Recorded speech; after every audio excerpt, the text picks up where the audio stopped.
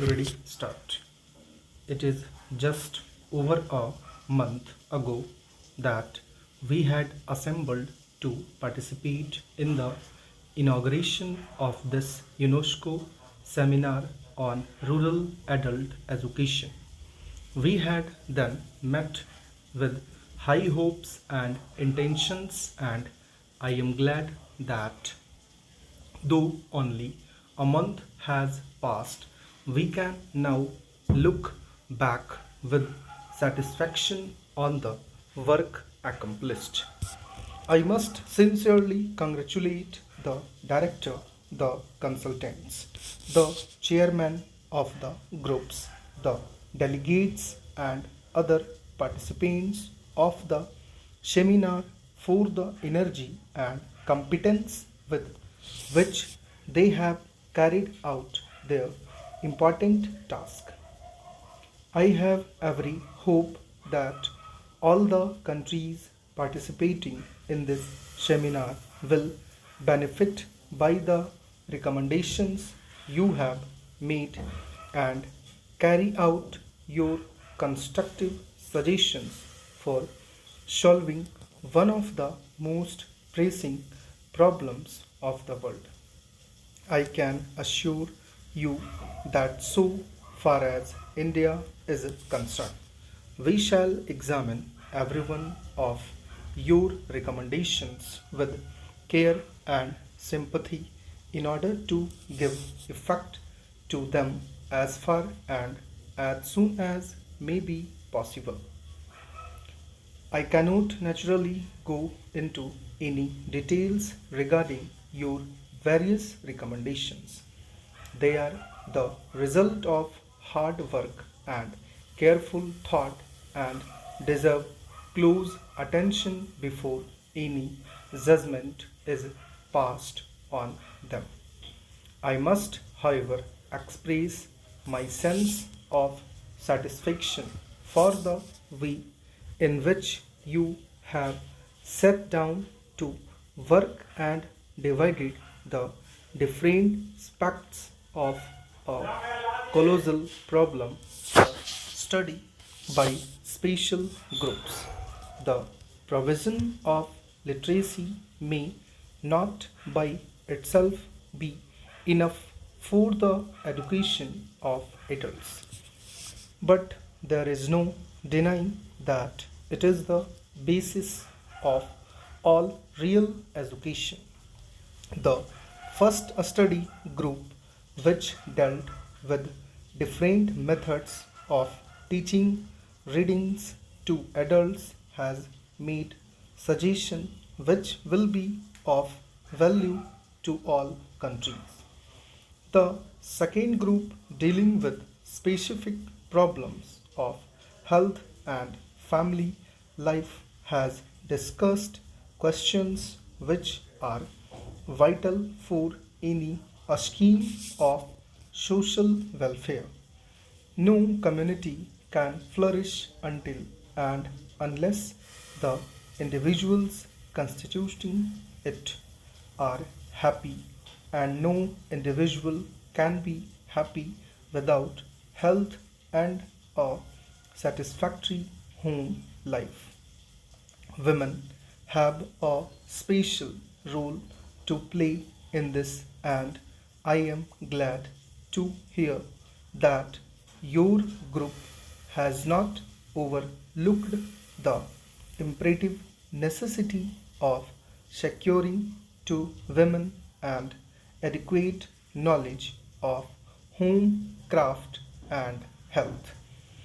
The third group, dealing with the economic aspects of rural adult education, has attacked what is perhaps the most immediate concern to all rural adult educators of the free India.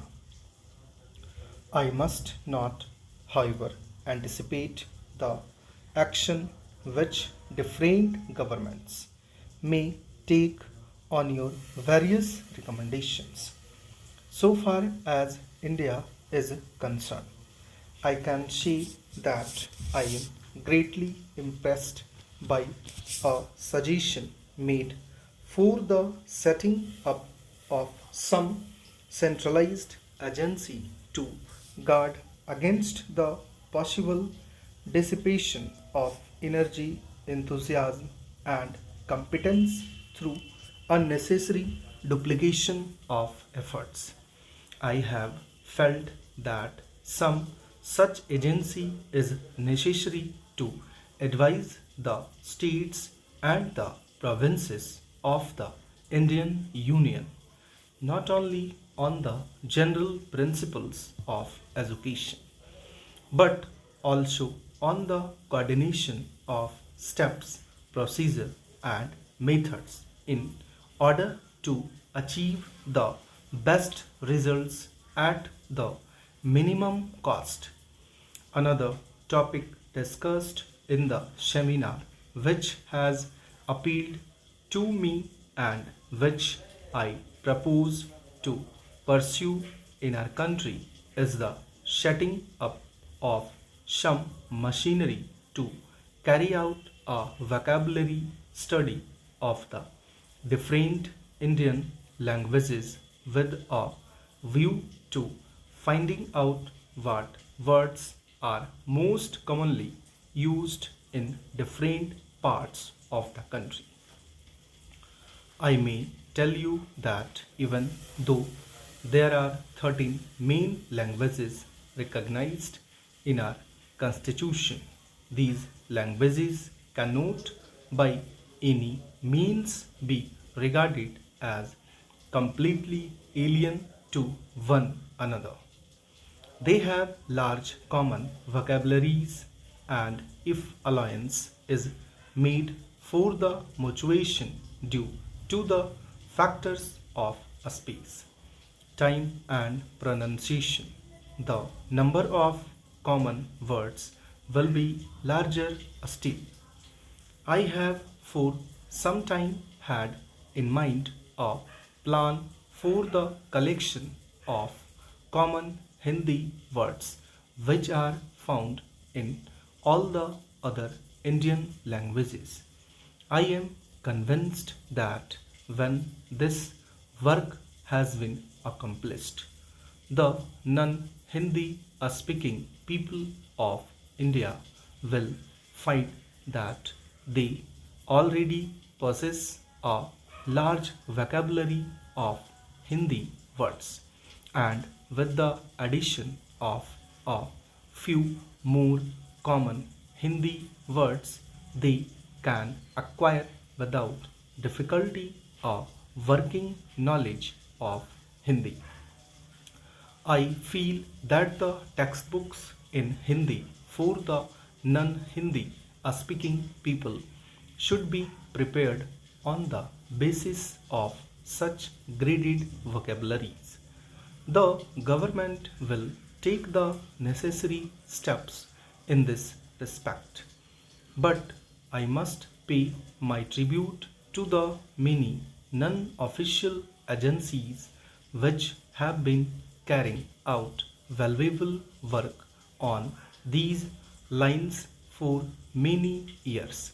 People all over the world are beginning to recognize that one of the surest ways of securing international peace is fundamental education for the people of the world on the lines envisaged by UNESCO. UNESCO has already begun this program. Now, more remains to be done, and I hope that its service will be available to all the member and even non-member states by the provision of charts, visual aids, posters, and other illustrated material to impart social education in the fullest sense of the term. Stop.